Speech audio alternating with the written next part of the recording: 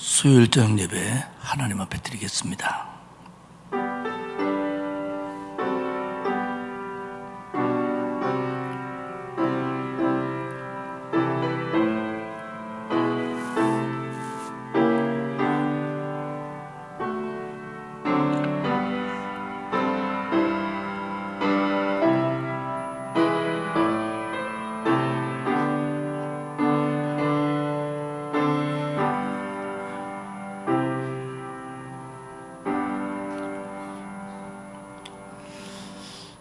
(2023년을) 우리에게 허락하시고 새해 첫 주간을 은혜 가운데 지내게 하시니 감사합니다.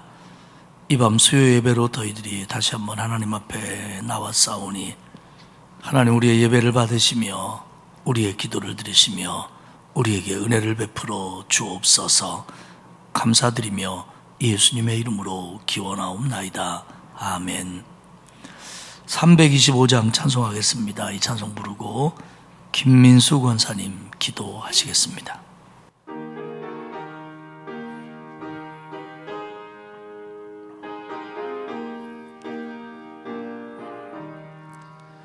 예수가 함께 계시니 시험이 오나 겁없네.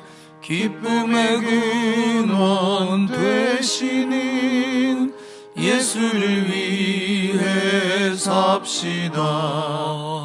날마다 주를 섬기며 언제나 주를 기리고 그 사랑 안에 살면서 딴 길로 가지 맙시다.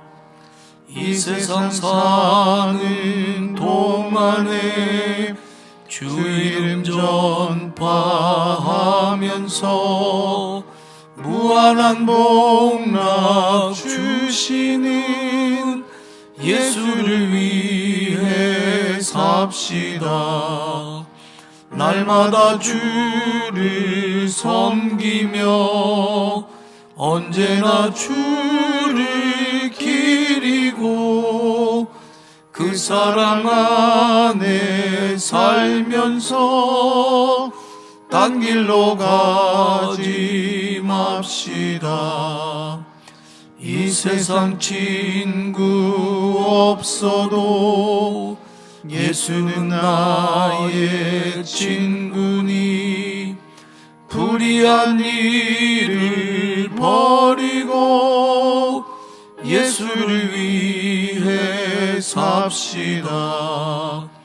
날마다 주를 섬기며 언제나 주를 기리고 그 사랑 안에 살면서 딴 길로 가지 맙시다.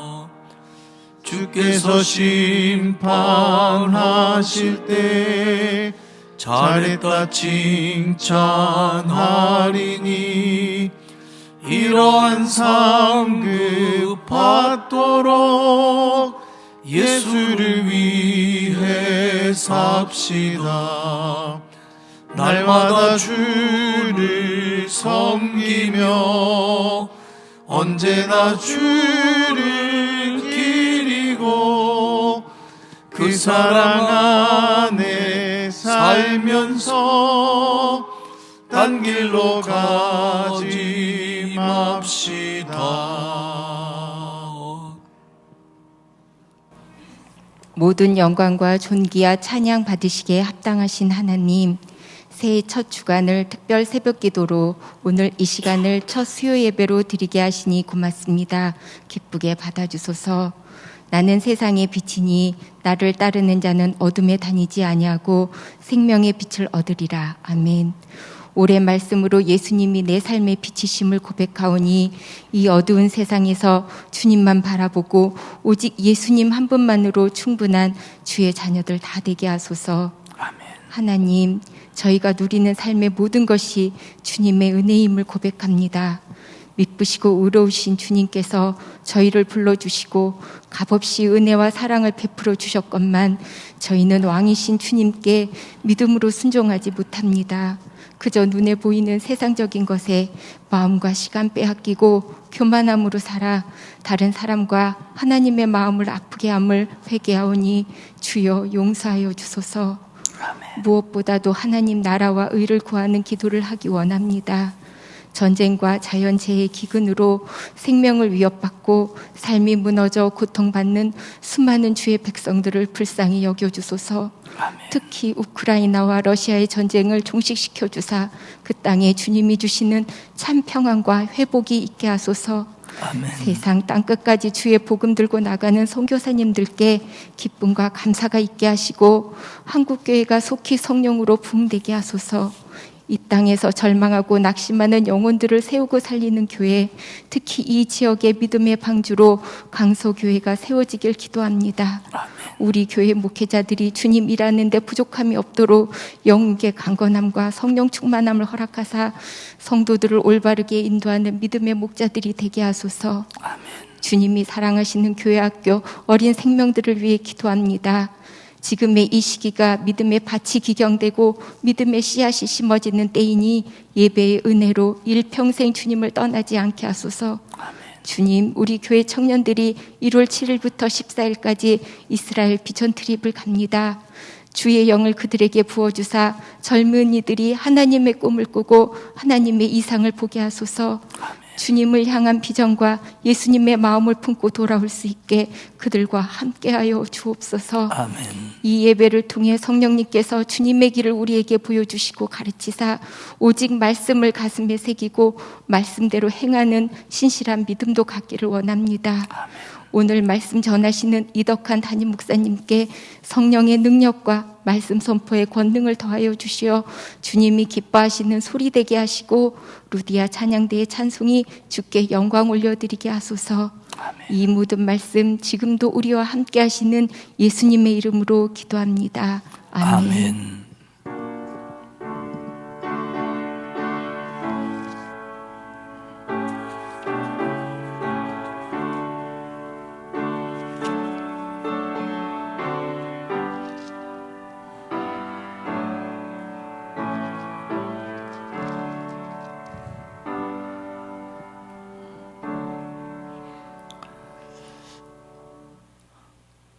(2023년도) 전교인 특별새벽기도회인 5일간의 특별한 새벽이 진행되고 있습니다.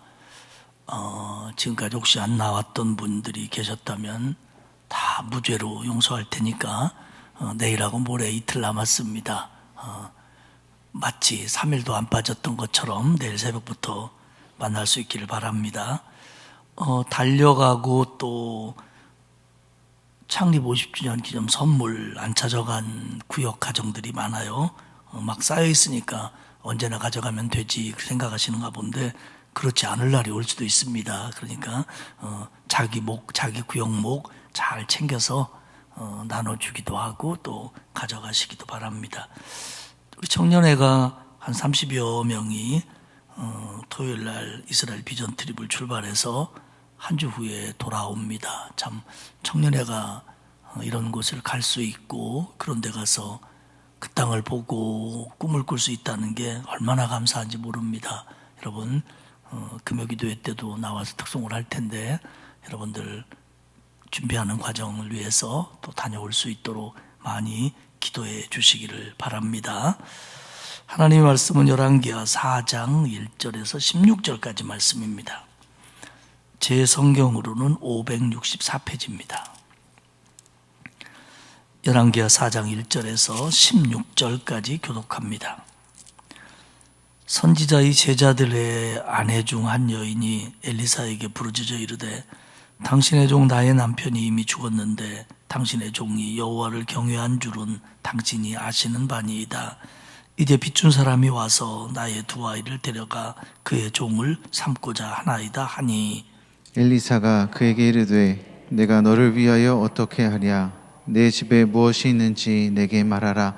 그가 이르되 계집종의 집에 기름 한 그릇 외에는 아무것도 없나이다 하니 이르되 너는 밖에 나가서 모든 이웃에게 그릇을 빌리라. 빈 그릇을 빌리되 조금 빌리지 말고 너는 내 두 아들과 함께 들어가서 문을 닫고 그 모든 그릇에 기름을 부어서 차는 대로 옮겨 놓으라 하니라. 여인이 물러가서 그의 두 아들과 함께 문을 닫은 후에 그들은 그릇을 그에게로 가져오고 그는 부었더니 그릇에 다 찬지라.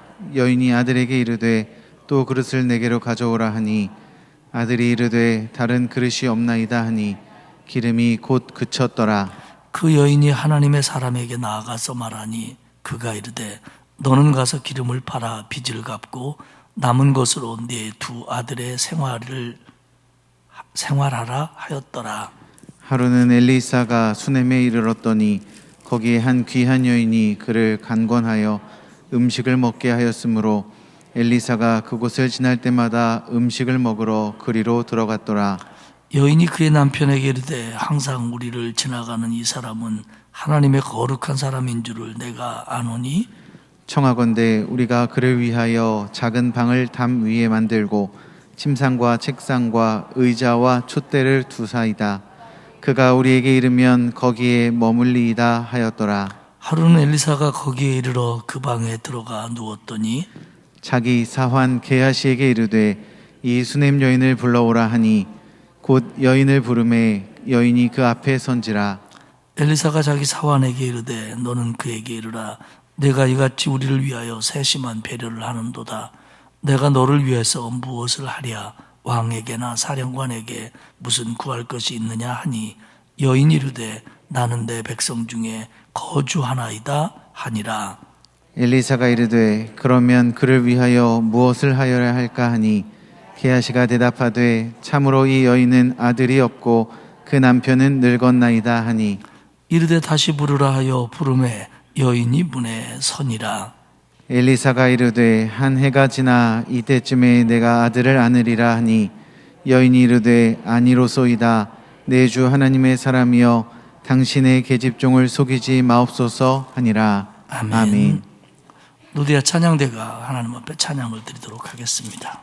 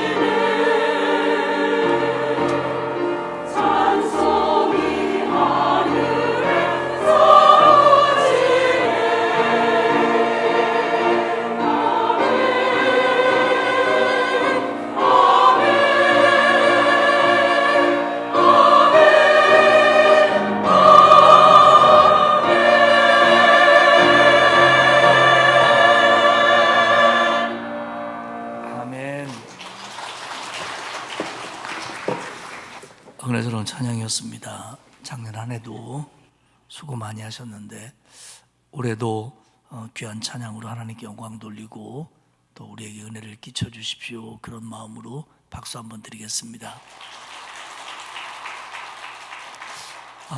이분들이 낮 예배 때 찬양을 하면 이거보다 훨씬 더 잘할 거예요. 근데 이게 식사가 좀 애매해가지고 조금 그래서 낮에 하는 것보다 못 하는 거예요. 그래서 언제 한번 우리 할렐루야하고 바꿔서 한번 합시다. 엘리사 선지자에 관한 말씀을 계속 나누는데요. 엘리야의 뒤를 이어서 선지자로서의 역할을 감당합니다. 엘리야가 승천할 때 함께 했고요. 이스라엘과 유다와 에돔 3개국이 모압과 전쟁을 할 때에도 하나님의 뜻을 말해줌으로 말미암아 승리에 크게 이바지했던 선지자입니다. 근데 엘리사가 여러 가지 이적을 좀 나타냅니다. 물론 하나님의 능력으로 나타내는 거지요. 근데 엘리사 때에 이런 이적들이 나타나는 걸 보면은 이미 많은 사람들이 하나님으로부터 멀어졌거든요, 이 백성들이. 그래서 이런 이적을 통해서 하나님의 능력을 좀 알게 하고 또 하나님의 마음을 좀 깨달아서 그 백성을 하나님에게로 돌이키려고 하는 거, 이것이 이런 이적들의 첫 번째 목적이다, 이렇게 보시면 됩니다. 어느 때고 하나님의 기사와 이적은 하나님의 능력으로 나타나는 것이고 그것을 통해서 하나님의 능력을 알게 됩니다. 그리고 그런 이적을 일으키시는 그 하나님의 능력 이전에 하나님의 마음이, 하나님의 성품이 우리 사람들에게 어떤 방향으로 나타나고 있느냐가 먼저 드러나 보입니다. 그렇기 때문에 기사와 이적은 문제를 해결할 뿐만 아니라 하나님을 믿고 의지하게 하는데 굉장히 중요한 매개의 역할을 감당하고 있습니다. 저와 여러분이 잘 알고 있는 엘리사의 대표적인 기적이 뭐죠? 무슨 장군? 무슨 장군? 내 친구가 나석주 목사라고 있는데 그 사람하고 성이 같은데 무슨 장군? 나만 장군의 문둥병을 고친 사건이 엘리사의 기적 중에 사실은 가장 큰, 우리가 알고 있는 기적이에요. 근데 기적을 크다 작다 말하기는 쉽지 않겠습니다만은 나만을 이 요단강에서 7번 씻게 함으로써 고쳐준 기적 못지 않는 기적들이 오늘 우리가 읽은 4장 가운데 또 읽지 않은 뒷부분에 많이 들어 있습니다.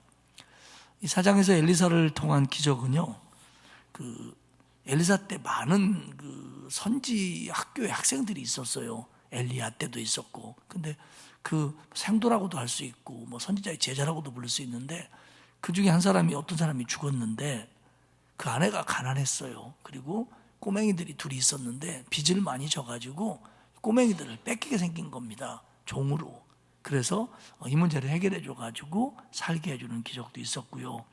또 수넴 여인이라고 엘리사를 잘 섬기던 여인이 있었는데 이 여인이 아기가 없으므로 아들을 잉태하게 하고 또 그 아들이 죽었을 때 살리는 그런 기적도 있습니다. 또 생도들이 가난하고 그때 기근이 오래 들어서 먹을 게 없다 보니까 들에서 이것저것 정말 주워다가 납니다. 가져다가 국을 끓여 먹었는데 거기에 독성이 들어있는 것이 들어가서 큰일 날 뻔한 것을 엘리사가 고치는 그런 기적도 있고요. 또 어떤 사람이 1000열배로 바친 보리떡 20개로 100명을 먹게 하는 그런 기적도 일어납니다. 주로 엘리사를 통한 기적들을 보면 생명에 관한 문제, 먹고 사는 문제, 생활하는 문제, 이런 것들의 기적이 많이 나타나요. 살리고 먹이고. 그러니까 엘리야는 아합이나 이세벨과 싸워가지고 바알 신앙, 아세라 신앙 대 여호와의 신앙, 그래가지고 이 전투적인 기적을 많이 일으켰어요. 엘리야는. 근데 엘리사는 그런 것보다는 하나님께서 사람을 얼마나 사랑하시고 긍휼히 여기는 지에 대한 표출로서의 기적들, 이런 것들을 엘리사를 통해서 나타나 보입니다.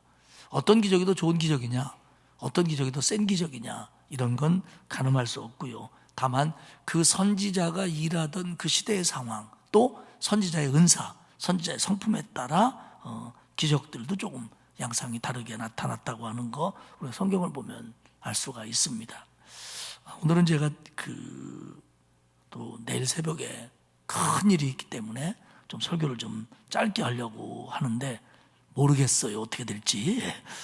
첫 번째 기적은 이 선지학교의 수련생의 아내를 돌보시는 하나님이 일으키시는 기적입니다. 열왕기하 4장 1절에 보면 제자의 아내 한 여인이 와서 하는 얘기가, 엘리사 선생님, 내 남편이 죽었습니다. 그가 하나님을 경외하는 사람이었는데 그 사람이 죽고 나니까 남은 게 빚뿐입니다. 빚 준 사람이 우리 두 아이를 데려다가 종을 삼으려고 합니다. 빚을 못 갚아서 아이를 데려가서 종을 삼겠다. 그 당시로서는 합법입니다. 아무도 이거에 대해서 엘리사조차도 너 그러면 안 돼. 당신이 어떻게 인정머리가 없이 그럴 수 있어. 이렇게 말할 수 있는 상황이 아니에요. 그건 그 시대의 합법입니다. 그렇기 때문에 이 문제를 해결하려면 빚을 갚아주는 방법이지 뭐 그 사람을 설득하고 이건 하나님의 뜻이네 아니네 이런 얘기 가지고는 해결될 수 있는 방법이 아니었습니다. 엘리사가 그 수련생의 아내에게 물어봐요. 너네 집에 뭐 있냐? 그랬더니 이 여인이 이렇게 얘기했어요. 개뿔도 없습니다. 있는 건 성경에는 그렇게 안 나와 있고 제가 볼 때 그래요. 기름 한 병뿐입니다. 그러니까 이 선지자의 생도가 결혼을 일찍 한 건지를 잘 모르겠습니다만 결혼했고 자기는 신학교 다닌 거예요, 말하자면. 그리고 애도 둘 낳았어요. 게다가 빚까지 있어요. 그러니까 이게 지금 해결할 수가 없는 거예요. 근데 가끔 엘리야 때도 그렇고 엘리사 때도 그렇고 구약성경에 보면 이 기름 얘기가 많이 나오는데 이때의 기름은 정말 소중해요. 왜냐하면 이게 요리를 하는데 필요할 뿐만 아니라 불을 밝히는 데도 아주 필수품입니다. 그러니까 그 가정에 이것저것 다 떨어지고 마지막까지 있어야 되는 게 기름입니다. 그렇기 때문에 거의 집에 아무것도 안 남아도 뭐 약간의 밀가루라든지 약간의 기름은 남아 있어야 되는 거예요. 근데 얼마나 병에 있는지 얼마나 그릇에 들어있는지는 모르지만 지금 이 죽은 생도의 집에는 기름 조금밖에 없는 거예요. 기름밖에. 엘리사가 3절에 얘기합니다. 이웃들에게 기름통 할 만한 거 그릇들 빌려주면 와라. 가능하면 많이 좀 빌려와라. 그리고 문을 닫고 두 아들하고 그 모든 그릇에 기름을 부어라. 기름을 채워라. 이 여인의 입장에서요, 지금 자기네 집에 아무것도 없고 빚밖에 없는데, 그리고 자기네 집에 조금 기름 남아있는데 이 동네 저 동네 이 사람 저 사람에게 다니면서 기름통을 빌려온다? 이거 쉽지 않았을 거예요. 지금 무슨 얘기인지는 알겠는데 과연 이게 기름통을 빌려와 가지고 해결될 수 있는 문제일까? 여인이 그렇게 생각했을 거예요. 그렇기 때문에 이 부분은 믿음의 시험입니다. 믿지 못하면 못하는 거예요. 아니 기름통 빌려다가 뭐 하려고요? 하나님이 기름을 주신다라고 하는 믿음이 없다면 기름통 못 빌려오는 거예요. 그 통 빌려다 뭐 하겠어요? 그러니까 결국 그런데다가 이 집의 영적인 가장인 자기 신랑, 선지학교에 다니던 자기 남편도 지금은 없어요. 아내가 결정해야 돼요. 믿음의 결정을. 자식들을 위해서. 그런데 이 부분은 엘리사의 말을 믿고 안 믿고의 문제가 아니라 근본적으로 하나님에 대한 신뢰의 문제예요. 과연 하나님이 우리의 문제를 해결해 줄 수 있을까? 과연 엘리사가 하는 말처럼 하나님이 이 문제를 감당해 주실까에 관한 믿음의 문제입니다. 어쨌든 그 과부는 믿음이 생겼고요. 기름통을 빌려왔습니다. 내가 기름통을 빌려주는 사람이라면 이랬을 거예요. 뭐 하려고 해요? 아니, 그 집이 뭐 있다고 이걸 빌려간대야? 그러면서 뭐 빌려달라니까 빌려주기는 하지만 간 다음에 신랑한테 이랬을 것 같아요. 저 옆은 내 상태가 좀 안 좋아. 신랑 죽더니 쇼크가 컸나 봐. 이랬을 거예요. 이게 동네 인심 아닙니까? 그러면 이 여인은 기름통 들고 가면서 뒤통수가 무지하게 따가웠을 거예요. 집집마다 다니면서. 가끔은요, 믿음의 결단이라고 하는 것은 이런 것들을 좀 견뎌내야 하는 때가 많이 있습니다. 어쨌든 통을 빌려왔어요. 그리고 그 작은 그릇으로 기름을 부었어요. 그래서 모든 기름통이 채워졌어요. 저는 이 부분을 상상을 많이 해봐요. 천국 가면 좀 물어보고 싶은데 이게 어떻게 보진 걸까?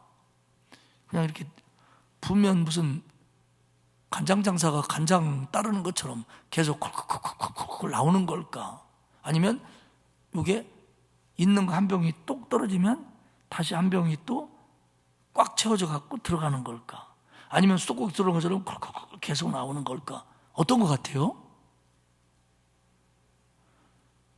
모르죠? 어떤 게 편할 것 같아요? 콜콜콜콜? 그러면 그릇 바꿀 때 세잖아. 그거야 뭐 빨리빨리 하면 그렇게 막 나오는데 조금 더 낭비하면 어떠냐고요? 그것도 아니죠.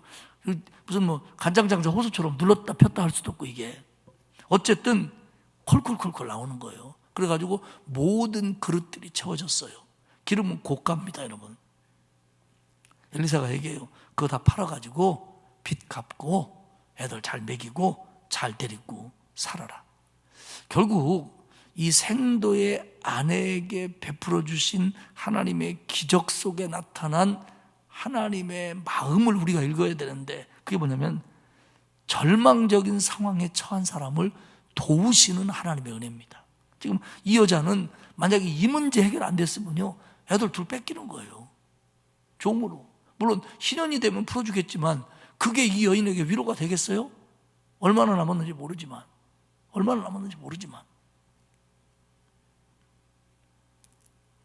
그리고요 성사학자들의 의견은 이스라엘 백성들이 가나안 땅에 들어가서 처음에 여호수아 때까지는 신앙생활을 잘하잖아요. 근데 여호수아가 죽고 난 다음에 무슨 시대가 오죠?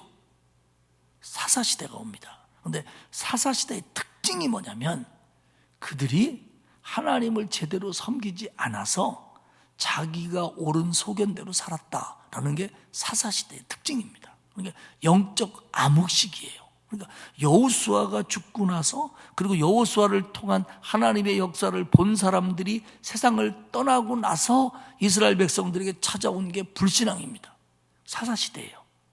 그리고 이 사사시대가 끝나면서 반짝 왕국에서 다윗 왕 때, 솔로몬 왕 때 조금 신앙이 타오르다가 솔로몬도 나중에 소용없었고 그리고는 왕국이 나누는 거잖아요. 그리고 지금 이렇게 되는 거잖아요. 그렇기 때문에 사실은 뭐 신현이라든지 이런 것들이 제대로 안 지켜졌다는 거예요. 그래서 이들은 빈부의 격차도 켜졌고 어떤 사람들은 종을 부리는 자가 됐고 어떤 사람은 그 집의 종이 됐고 이게 이 방법 아니면 이 생도의 집은 해결이 될 수 없는 거예요. 사실은 해결이 될 수 없는 일이에요. 그런데 하나님께서 이 방법 아니면 방법이 없기 때문에 절망적인 상황에 놓여있기 때문에 이런 기적을 통해서 이 여인의 집을 구원하고 그 아이들을 정상적으로 자랄 수 있도록 하나님이 해주신 겁니다. 하나님은요 마음이 안 변하는 분이에요. 하나님은요 성품이 안 바뀌는 분이에요. 그 얘기는 무슨 얘기냐면 엘리사 때에 이 생도의 아내를 긍휼히 여기셨던 하나님은 오늘도 우리가 만약에 어려운 상황을 만나고 벽을 만나듯이 절망적일 때 하나님은 그때나 똑같은 마음으로 우리를 대하시는 하나님이라는 걸 믿으시기를 축복합니다. 하나님의 마음은 안 바뀌어요. 사람의 마음은 변해도. 하나님의 성품은 안 바뀌어요. 그렇기 때문에 성경에 나와 있는 구약의 사건들 우리하고 상황도 다르고 여러 가지 다름에도 불구하고 우리가 이 말씀을 알아야 되는 이유가 뭐냐면 그때 그 하나님을 우리가 아는 거예요. 왜? 그 하나님은 안 바뀌니까. 그렇기 때문에 이 여인이 하나님을 믿었듯이 우리도 이런 하나님을 우리가 믿는 거예요. 그래서 만약에 우리가 절망적인 상황이 왔다고 할지라도 우리가 그 하나님을 붙들 수 있는 근거가 여기 있는 거예요. 이 말씀. 두 번째로는 수넴 여인에게 나타난 기적입니다. 이 기적은 애통하는 자를 긍휼히 보시는 하나님의 마음이에요. 수넴에 살던 한 여인이 있었습니다. 열왕기하 4장 8절은 그녀를 한 귀한 여인이다 라고 부를 정도로 뭐 지위도 괜찮고 또 좀 사는 것도 괜찮은 부유한 여인이었어요. 그런데 엘리사가 이제 뭐 여러 가지 일들을 위해서 그곳을 지나갈 때마다 이 여인이 엘리사를 대접을 했습니다. 대접을 했고 한 번은 남편에게 말하기를 자기네 집이 넓으니까 우리 방 하나를 좀 구별해가지고 침상도 들여놓고 책상도 좀 하나 놓고 또 의자도 하고 촛대도 세워놔서 저 엘리사 선지자가 지날 때마다 우리 집에서 필요하다면 주무시도록 해줍시다. 그렇게 남편에게 이야기를 했어요. 살만하니까. 그러니까 남편이 그러면 그렇게 하자고. 그때만 하더라도 여관이 귀할 때잖아요. 또 뭐 조식 나오는 여관도 별로 없을 때고. 그러니까 이 집에 있으면 뭐 그동안 잘 대접받았는데 자는 거 먹는 거 해결될 수 있으니까 엘리사에게 그렇게 했어요. 그러니까 엘리사가 너무 고마운 거예요. 그래서 사환이었던 게하시에게 말합니다. 야, 13절에 저 여인이 우리를 위해서 너무 세심한 배려를 참 많이 한다. 내가 저 사람을 위해서 무엇을 해줄 수 있을까? 너 가서 우리 선생님이 너를 위해서 무엇을 해줬으면 좋겠냐라고 물어봐라. 그래서 게하시가 얘기를 했어요. 혹시 왕이나 사령관에게 뭐 구할 거 없냐? 나중에 보면 이 남편이 들에서 추수하는 사람들과 같이 있었다라고 하는 걸 보면 농사도 크게 짓는 것 같아요. 그런데 요 말씀을 보면은 농사도 지면서 무슨 공직 같은 걸 겸하지 않았을까? 왜냐면 사령관에게 얘기해 줄게, 왕에게 얘기해 줄게. 뭐 엘리사가 얼마나 든든한 백이 있었는지 모르지만 그렇게 말할 정도니까요. 근데 여인이 이렇게 얘기합니다. 아니요, 나는 내 백성 중에 거주하나이다. 무슨 뜻이냐면 나 여기서 사는 것만 갖고 만족합니다. 괜찮습니다. 나 특별히 안 도와주셔도 됩니다. 이렇게 말하는 거예요. 그래? 그랬더니 게하시가 와서 얘기해요. 근데 선생님, 저 집에 아들이 없습니다. 그리고 남편은 벌써 나이가 많습니다. 엘리사가 여인을 불러서 얘기합니다. 16절에 우리가 읽은 오늘 마지막 절이었죠. 내년 이맘때쯤 네가 아들을 안게 될 거다라고 예언을 합니다. 그랬더니 여인이 뭐라고 얘기하냐면 아니로소이다. 내 주 하나님의 사람이여 당신의 계집종을 속이지 마옵소서. 이게 정말 좋은 일이지만 이 여인이 뭐 믿지 못한다 이런 차원의 얘기가 아니라 농담이시죠? 지금까지도 그런 일이 없었는데 이제 무슨 뭐가 가능하겠습니까? 저한테 그렇게 얘기하지 마세요. 이런 얘기입니다. 뭐 믿음이 없다는 게 아니라. 근데 정말 1년 뒤에 아들을 낳았어요. 아들을 낳았습니다. 그리고 몇 년 지납니다. 성경은 이 아기를 키우느라고 이 사람들이 굉장히 즐거웠다, 애가 참 똑똑했다, 이뻤다 이런 얘기는 쏙 빼고요. 갑자기 그 아이가 죽는 대목으로 갑니다. 아버지가 들에서 추수를 하고 있을 때 거기를 갈 만큼 애가 컸어요. 청소년이 된 건 아닌 것 같고요. 그러더니 거기서 아버지에게 머리가 아프다는 거예요. 머리가 아프다는 겁니다. 그러니까 아버지가 그래 그럼 너 머리 아프니까 집으로 돌아가라. 그래서 집으로 돌아와 가지고 어머니의 무릎에 앉아 있다가 갑자기 순식간에 아이가 죽습니다. 한번 생각해 보세요. 이게 어떻게 난 아이인데 자기 무릎에서 애가 세상을 떠났다? 이게 어머니에게 얼마나 충격이겠습니까, 이게. 이 충격인데 참 이 여인이 대단한 게 뭐냐면요. 21절부터 쭉 읽어보면요. 그 들에서 이제 나가 있는 남편, 이 추수가 우리처럼 거리가 가깝거나 뭐 길이 좋거나 그래갖고 하루 이틀에 되는 게 아니고 그 룻기 같은 것도 보면은 그 들판에서 자고 할 정도로 추수가 오래 걸리잖아요. 그러니까 집에 안 들어오잖아요, 남편이. 남편한테 아이의 죽음을 말하지 않습니다. 그리고 오히려 아이를 데리고 가서 자기 집에 마련했던 선지자의 침상에다가 그 아이를 눕힙니다. 그리고는 남편한테 연락을 보내서 하는 말이 여보, 사환 한 명과 나귀 한 마리를 나한테 보내주십시오. 그래서 내가 하나님의 사람을 좀 만나고 오겠습니다. 남편이 들에서 들으니까 이상한 거예요. 아니 오늘이 안식일이 된 것도 아니고 그리고 초하루도 아닌데 갑자기 선지자에게는 왜 간다고 하는 거요? 그러니까 이유는 묻지 마시고 내가 좀 다녀오겠습니다. 그리고는 사환을 하나 동원하고 나귀의 안장을 타고 엘리사에게 달려갑니다. 어머니의 마음이 이때 어떤 마음이다라고 우리가 정리하는 건 쉽지 않아요. 성경도 그녀가 이런 마음이었다라고 표현도 안 하고 있습니다. 근데 우리가 생각해 보면 분명히 알 수 있는 건 뭐냐면 어머니의 마음이 굉장히 고통스러웠을 거라는 거죠. 뭐 하늘이 무너지는 것 같고 모든 걸 잃은 것 같고 그랬을 거예요. 그런데 이 여인이 굉장히 냉철합니다. 저는 성경을 보면서 오늘 하나의 진리를 깨달았어요. 여자가 무섭구나. 여자가 독하구나. 예. 정말 여자들한테 조심해야지. 이런 생각이 막 굴뚝같이 들었어요. 근데 진짜 이 여인의 마음은 어떤 마음이었냐면 이 아이를 선지자를 통해서 하나님 주셨으니까 그 선지자가 내 아이를 포기해라. 네 아이 하나님이 데려갔다. 라고 말하기 전까지는 나는 이 아이의 죽음을 받아들이지 않겠다. 라는 마음으로 성서학자들은 해석을 합니다.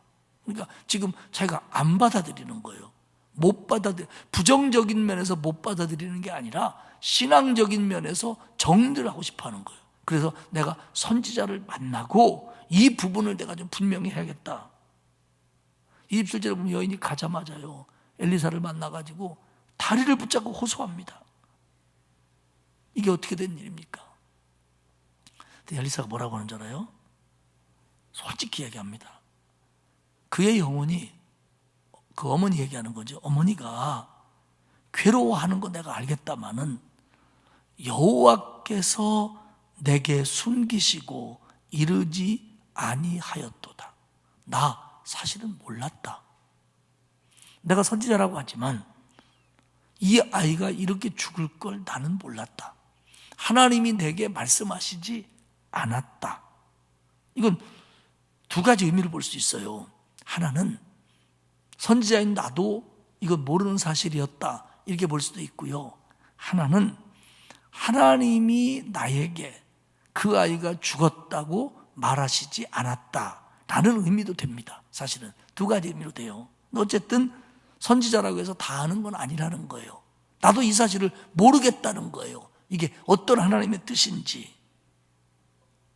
그랬더니 여인이 뭐라고 얘기했냐면요. 28절에 내가 내 주께 아들을 구하더이까. 내가 언제 아들 달라고 그랬습니까?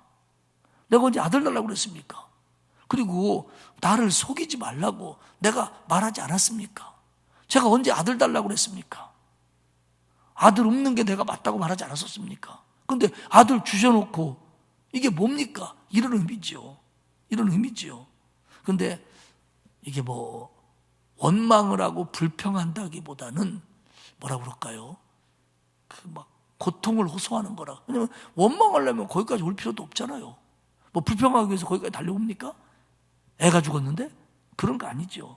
정말 자기 마음을 토로하는 거고 어떻게 좀 해봐달라는 그런 정말 매달림입니다. 엘리사가 그 집으로 가요. 그리고는 아무도 못 들어오게 하고 사원하고 둘이 들어가 보니까 정말 아이가 죽어서 자기가 자던 엘리사가 자던 침상에 누워 있는 거예요. 엘리사가 하나님 앞에 간절히 기도합니다. 그 다음에 34절에 보면 조금 특이하게 하는데 그 아이를 놓고 엘리사가 그 위에 이렇게 엎드립니다. 자기 입을 아이 입에다 대고 마치 자기 어떤 뭐 호흡을 불어넣는 것처럼, 그건 아니지만 자세를 얘기하는 겁니다. 눈 위에 눈을 대고 손 위에 손을 대고 그 몸 위에 누우니까 아이의 몸이 조금씩 따뜻해졌다라고 성경은 기록합니다. 그러면서 이제 아이가 살아나는 거예요. 아이가 살아나는 거예요. 분명히 죽었었는데. 그러자 어머니를 불러서 이 아이를 데리고 가라. 엄마는 그 아이를 안고 엘리사 발 앞에 절하고 그리고 그 아들을 안고 돌아갑니다. 아버지는 아무것도 몰라요. 참 이런 여인하고 살면 좋을 것 같아요. 집에 문제 있으면 남편한테 얘기 안 하고 다 해결해 놓으면 뭐 못 하나만 빠져도 남편한테 전화하고 슬리퍼 하나만 없어져도 남편 찾고 하는 이런 여인이 아니고, 제 아내가 그렇다는 건 아닙니다. 뭐 슬리퍼 갖고는 그런 얘기 안 합니다. 구두 한 짝이면 몰라도. 이런 문제 다 해결하는 여인하고 살면 얼마나 좋을까요? 지금 남자들이 다 말은 못해도 속으로 아멘 뭐 이렇게 중요한 건 뭐냐면 이게 애통하는 자를 돌보시는 하나님이에요. 얼마나 슬펐겠어요. 이 마음이 얼마나 슬펐겠어요. 이 고통이 얼마나 컸겠어요. 이걸 어쩌면 남편 두 모르게 혼자 감당하고, 결국 뭐 이게 부정적인 걸로 끝나면 남편도 알게 되겠지만 지금 이걸 혼자 감당하고 있잖아요. 이 여인이. 이 마음을 하나님 만져주시는 거죠. 우리 주님 말씀하셨습니다. 애통하는 자가 복이 있다고. 여러분, 세상을 살면서 울고 싶을 때는 울어야 돼요. 하나님 앞에 부르짖고 싶을 때는 부르짖어야 되고, 그 참아서 덕될 거 없어요. 그리고 집에서 울면 편하니까 교회 얼마나 큽니까? 새벽에 울어도 안 잡아가요. 여기 오셔서 우시기도 하고 애통도 하면 하나님이 더 구체적으로 응답해 주실 줄 믿습니다. 마지막으로는 선지자를 먹이시는 하나님이에요.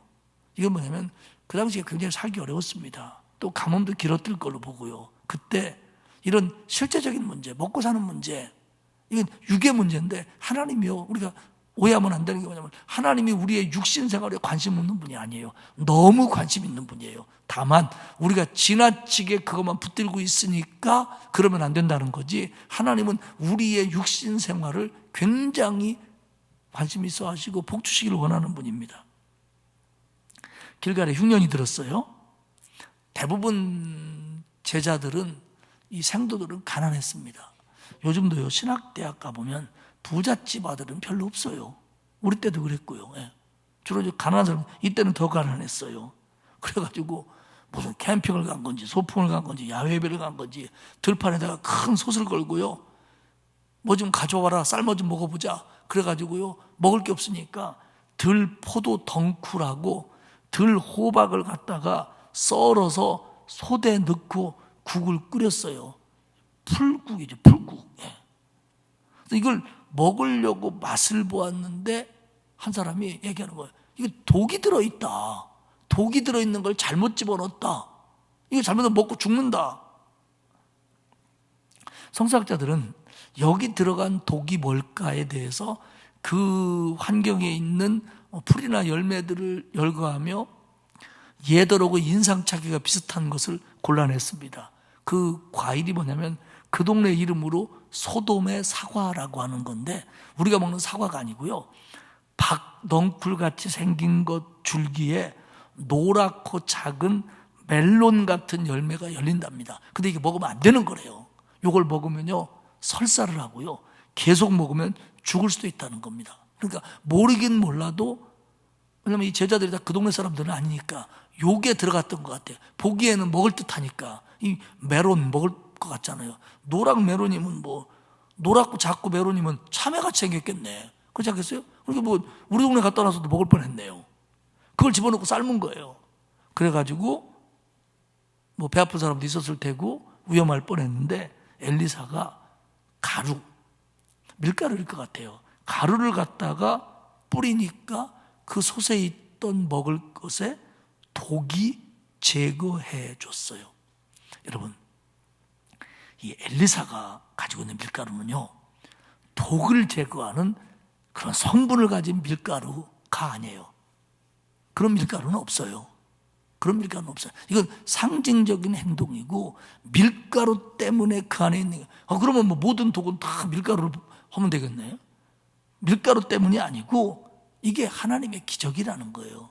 밀가루는 도구일 뿐이죠. 쌀가루 뿌렸어도 될 거예요. 아마 들깨가루 뿌렸어도 됐을 거예요. 왜? 이건 하나님의 역사니까. 결국 기근의 고통과 궁핍과 고통을 해결해 주는 분은 바알이나 아세라가 아니고 너희 하나님이다 라는 걸 제자들에게 다시 한번 보여주는 거예요. 그러고 있는데 42절을 보면 에브라임 땅에 살던 어떤 바알 살리사라고 하는 동네에 살던 어떤 사람이 처음 만든 보리떡 20개를 가져왔어요. 그리고 채소 조금을 가져왔습니다. 보리떡 20개 별거 아니죠. 근데 이게 아마 이 사람의 첫 열매 같아요. 보리를 추수하고 처음으로 만든 떡이기 때문에 그 율법에 의하면 첫 열매는 하나님께 드려야 되고 하나님께 드려진 다음에 그건 제사장 몫이었습니다. 근데 이걸 엘리사 하나님의 종에게 가져온 거예요. 근데 문제는 가져오려면 좀 많이 좀 가져오지. 보리떡 20개 가져왔는데 100명한테 어느 코에다 붙여요? 그럼 하나 갖고 몇 명이 나눠 먹여야 돼요? 20개 가지고 100명이 먹으려면 하나 갖고 5명씩 먹여야 되나요? 답이 없네요. 뭐 쌈나겠네요. 이거는 택도 없습니다. 근데 엘리사가 그래요. 무리에게 주어 먹게 해라. 여호와의 말씀이 그들이 먹고 나머리라 하였느니라. 나눠줬더니 정말로 오병이어의 기적의 무슨 원판처럼 다 해결이 된 거예요. 결국 여기서 우리는 뭐냐면 하나님은 정말 우리가 필요할 때 필요를 채워주시는 하나님이라는 거예요. 그렇다고 해서 우리가 뭐 이 말씀을 나는 믿어. 그러니까 앞으로 나는 빚지면 옆집에 가서 그릇을 빌려올 거야. 이게 성서적으로 순종하는 거 아니에요. 그리고 먹을 거 떨어지면 보리떡 20개로 만들어갖고 딱 잘라놓고 이거 가지고 우리 1년 먹고 살 수 있어. 이거 신앙적이지 않죠.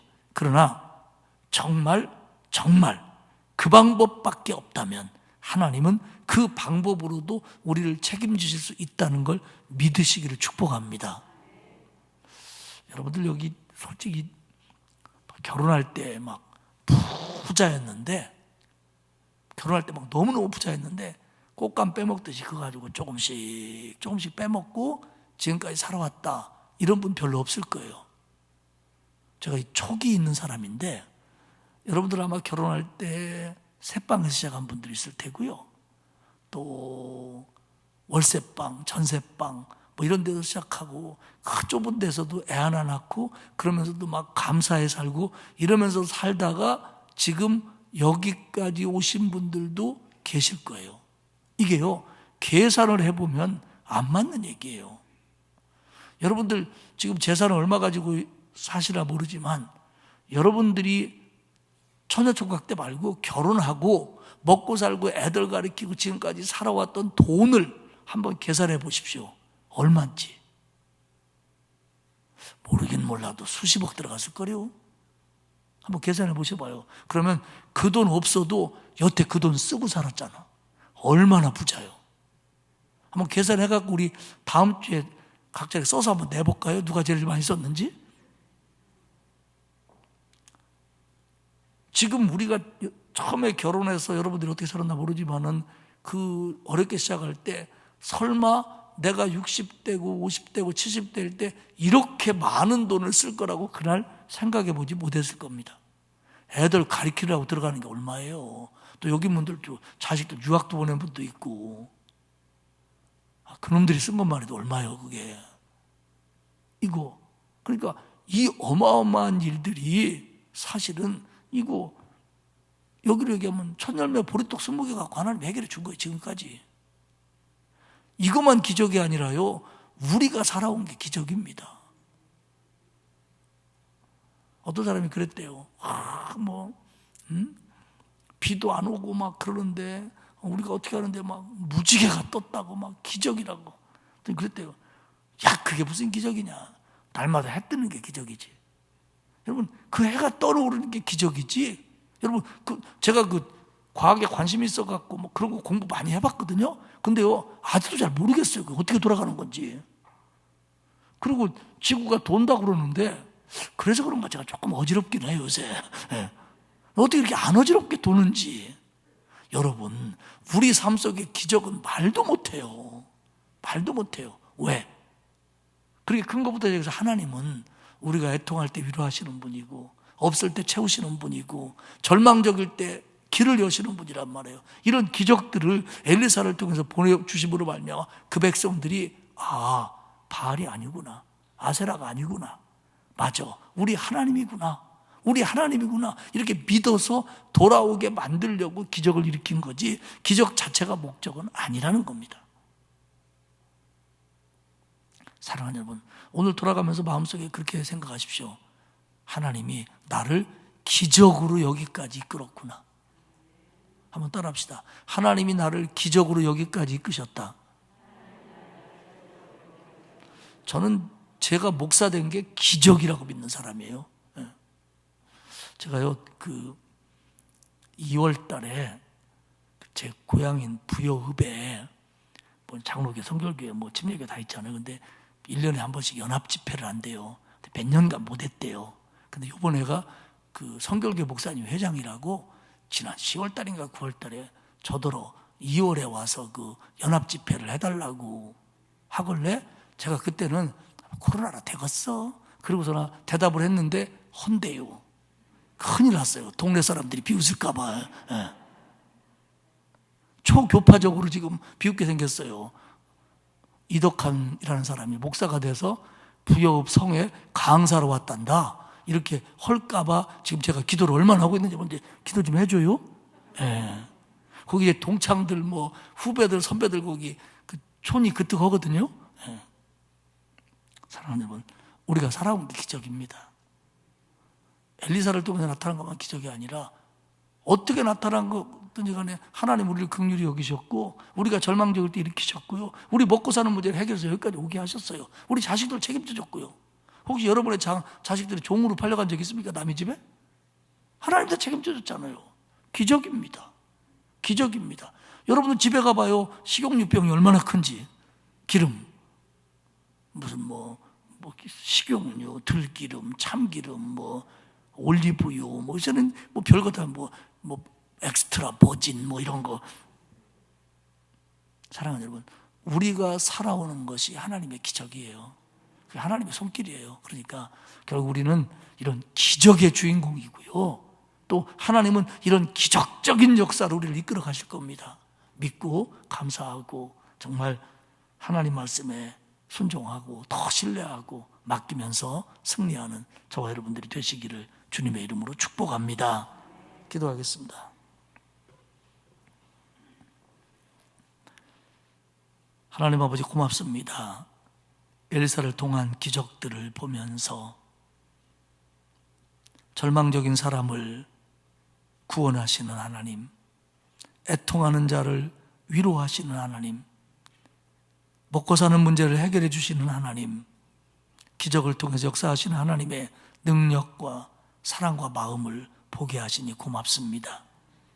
우리의 삶을 돌이켜볼 때 하나님의 손길 아닌 것 없었고 하나님의 긍휼 미치지 않은 적 없었으며 하나님이 붙들어 주시지 않은 적 없기에 우리의 삶이 결국 하나님의 기적 속에 있음을 신뢰합니다. 하나님, 여기까지 나를 책임져 주신 하나님을 신뢰하고 믿고 순종함으로 하나님의 긍휼, 하나님의 돌보심, 하나님의 은혜, 하나님의 축복을 더 온전히 누리는 우리가 되게 하옵소서. 감사드리며 예수님의 이름으로 기도합니다. 아멘. 380장 찬송하겠습니다.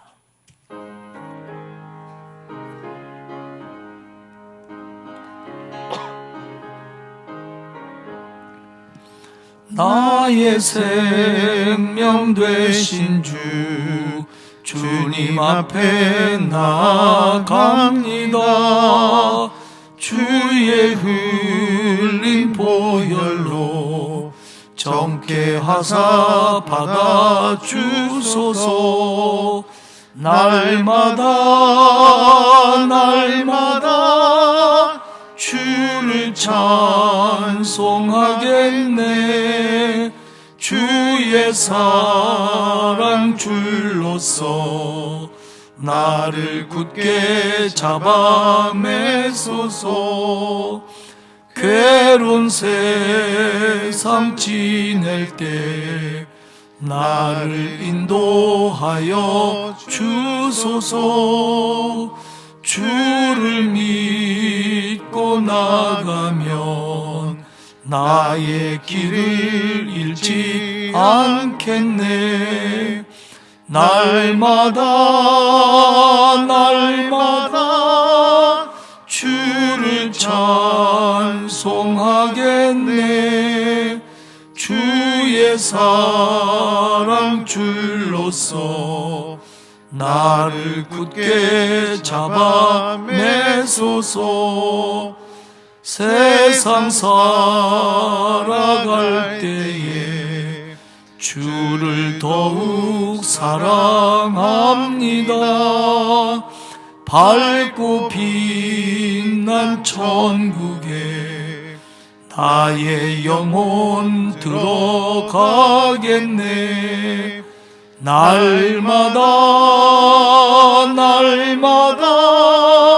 주를 찬송하겠네.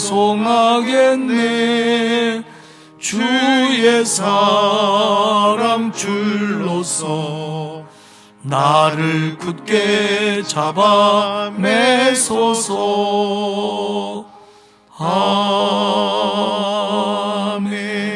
아멘. 옆에 계신 분들과 이렇게 인사하겠습니다. 내일 새벽에 꼭 만납시다. 자기가 못 나올 사람들은 얘기를 좀 못해요. 이틀 남았습니다. 특별한 새벽 맞이하시기를 바랍니다. 기도하겠습니다. 하나님 고맙습니다. 우리를 구원하셔서 하루하루 이끌어 주시고 붙들어 주셔서 여기까지 오게 하신 거 감사합니다. 2023년도 여러 가지 어려움들이 있을 거라고들 말하지만, 그러나 하나님을 신뢰하기에, 하나님을 믿기에 두려움 없이 한 발 한 발 내딛게 하옵소서. 늘 기도로 무장하게 하시고 말씀으로 순종하게 하시고 하나님 믿고 담대하게 승리하는 우리가 되게 하시고, 모든 신앙의 일상들이 회복되어 하나님께 영광 돌리고 내 영혼이 기뻐하는 그런 한 해가 될 수 있도록 만들어 주옵소서. 5일간의 특별한 새벽 주심을 감사합니다. 이틀 남았는데 하나님 앞에 목 놓아 기도할 수 있는 귀한 시간으로 마련케 하옵소서. 오늘 신년 감사 예물과 또 감사 예물 바친 손길이 있사오니 하나님 받아주시고 예물 속에 들어있는 기도에 하나님 구체적으로 응답하여 주옵소서. 하나님의 기적을 믿고 기적 속에 살아가는 복된 저희들 되게 하시옵소서. 감사드리며 예수님의 이름으로 기도합니다. 아멘.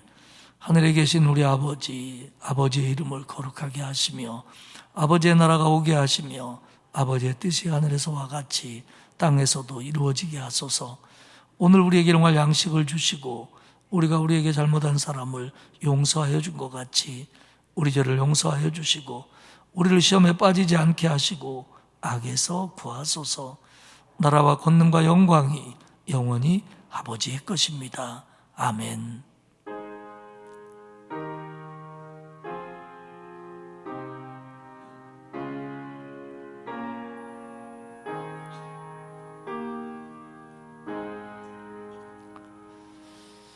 우리 말씀 붙들고 한음성으로 기도하시다가 자유롭게 귀가하도록 하겠습니다.